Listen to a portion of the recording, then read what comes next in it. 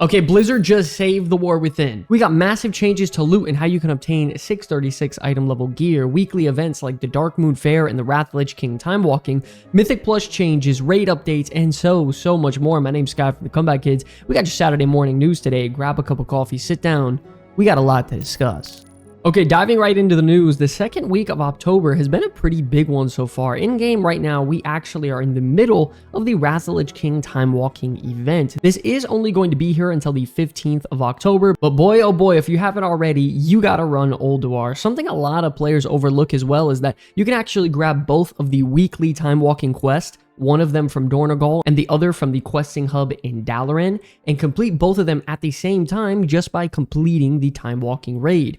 One chest gives you a guaranteed 610 heroic item level piece of loot, as well as another quest giving you a guaranteed 597 item champion piece of loot. Not to mention all the items that you could acquire from the raid, just pretty much steamrolling through all these bosses and getting loot potentially as well. So if you have no idea what you're doing, typically what you want to do is go to the looking for group tab, go to the legacy raid section, and look for people forming groups for the Timewalking raid. While you're raiding, grab both the quests from Dornogal and Dalaran, and then you go through the raid, complete all the bosses, and you're good to go. You have a ton of opportunities at getting 597 gear, as well as a guaranteed 597 loot chest, and a guaranteed 610 heroic item level piece of gear, well, which is really nice. So pretty much, if your character has anything less than champion loot, you should absolutely get into this to try to get rid of that veteran or explorer level track gear. Because if you get full champion gear, you can upgrade it all the way up to like 619, which can easily push you into heroic rating, as well as get a nice push going in Mythic Plus. Not only that, once again, the Dark Moon Fair has returned in the War Within,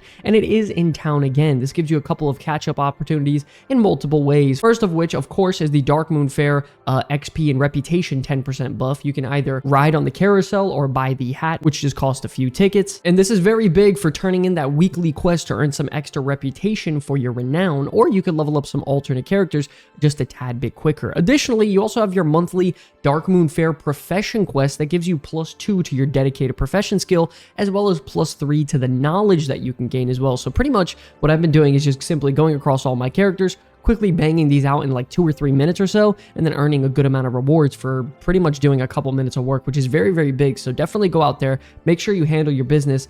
This is pretty much how I make most of my gold, just AFK, using my concentration on like 5 or 6 characters at once, and then just crafting things, putting them on the auction house, making some gold. So definitely don't miss this. Moving into now, one of the big headlines of today, we have some fantastic news from Blizzard about nerfing the difficulty of some of the Mythic Plus dungeons, as well as buffing the rate in which you get some of the highest item level gear in the game, which is amazing news. Starting off with the nerfs, some of the harder dungeons like Necrotic Wake and Stone Vault have gotten some adjustments with nerfing the damage on some of the key enemies in there, as well as the bosses. Surgeon Stitchflesh is getting a nerf to the health department, as well as damage, and in the Stone Vault, Scaramok, the big crystal looking boss guy, as well as the Void Speaker Eirik is getting nerfed in some ways as well. I think both of these are pretty warranted, and both of these were pretty difficult Mythic Plus dungeons, I'm not gonna lie, but boy, oh boy, ladies and gentlemen, do we have probably the best change that we're about to talk about now since the launch that I would think is that Gilded Crest is now being awarded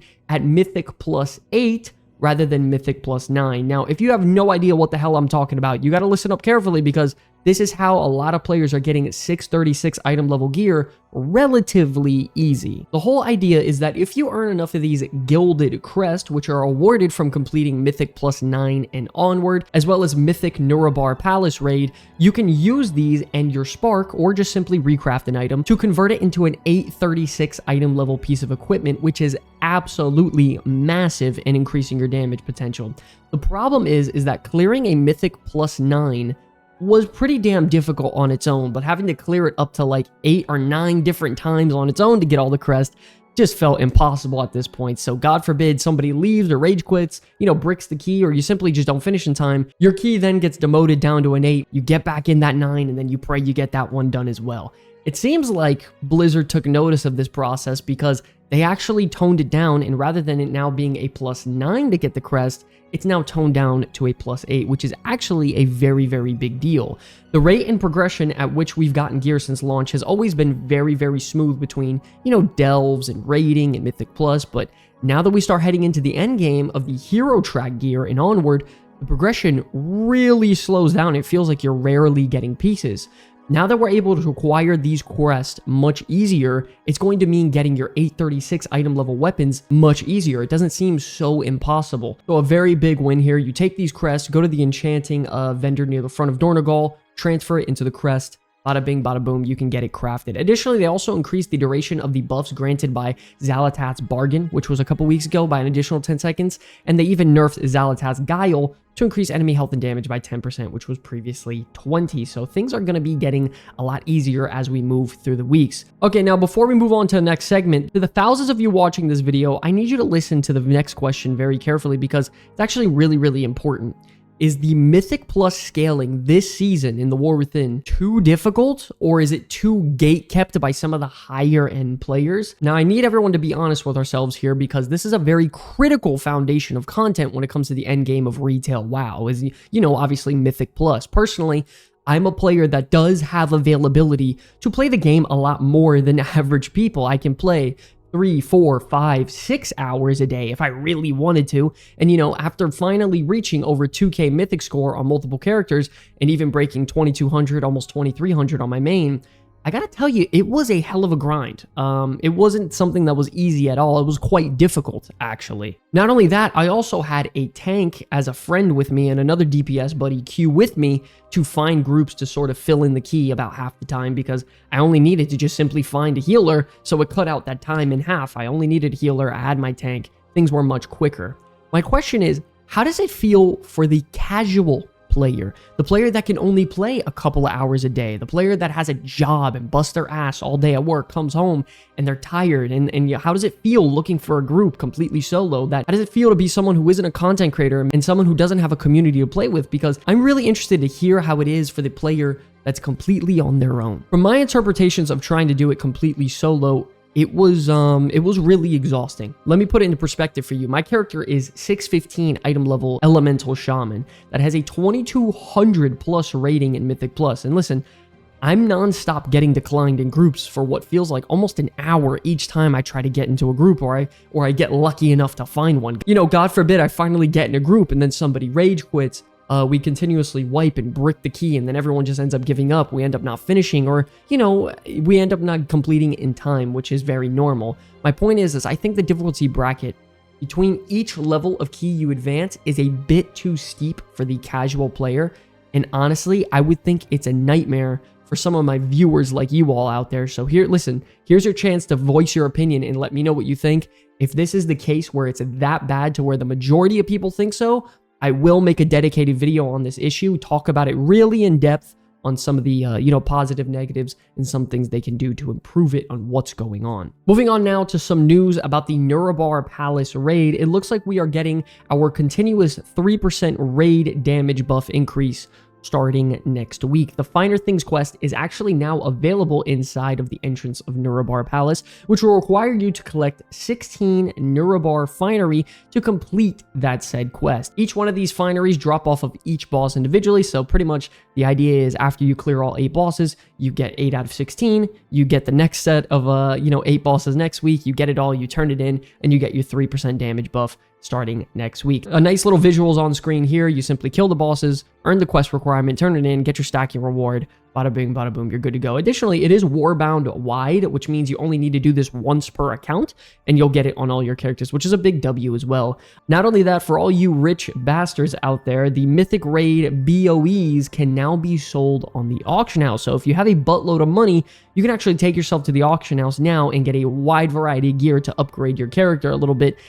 You know, a wide variety of armor, a potential ring, stuff like that. They are going to be, you know, in the millions of gold. So unless you're swiping like a madman, you know, getting the wild tokens, or you crack the code on how to make a bunch of money all on your own, you're probably not going to be buying any of this. But in general, just wanted to, you know, state this because it's important to know you could buy some Mythic track BOEs on the auction house now. And lastly, for the news, we have some news on 11.0.5, which comes out in just a few weeks from now. We have a minor update breaking down the Tier 2 set set prices once the 20th anniversary is launched. You can actually see on screen here that after you purchase your first tier set for 60 bronze coins, you will then get an achievement that will then reduce it to a 40 bronze cost, which will then earn you another achievement, which will then bring it back down even more to 20. They also inform you right here, it will require a total of 320 bronze coins to purchase all 13 tier 2 sets from the 20th anniversary events. And then lastly, we had a video by Wowhead actually breaking down the Drakthir glide comparisons for evokers and non-evokers in the next patch. They show a side-by-side comparison between all three, and it actually results in evokers having roughly an 80% movement speed increase compared to non-Drakthir evokers. For non-evokers that are still Drakthir though, it has been actually reduced down to 43%, so this means that any evoker using that little glide trick is still significantly faster than non-evoker.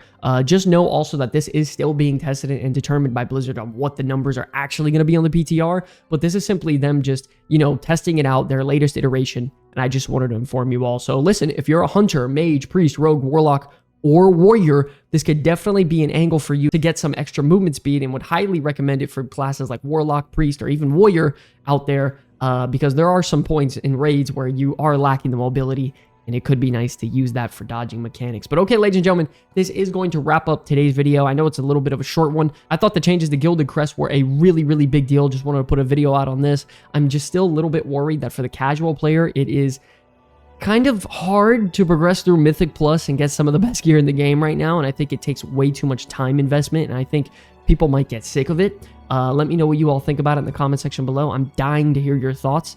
Listen, anyways, I just wanted to thank you all so much for watching this video. We have a lot more content coming very, very soon. Have a safe weekend. God bless every single one of you. Happy Saturday, by the way. Until the very end, my name is Skyy from Comeback Kids. I'll see you all in the next one. Peace. Hey, hope you enjoyed the video. Listen, if you guys enjoyed the content, we have a ton of other videos to help you get through the war within, like these two right here. And since you're already here, do us a favor and hit that subscribe button to join the Comeback Kids family today, because every subscriber matters. Thank you all so much for enjoying the video. I'll see you in the next one.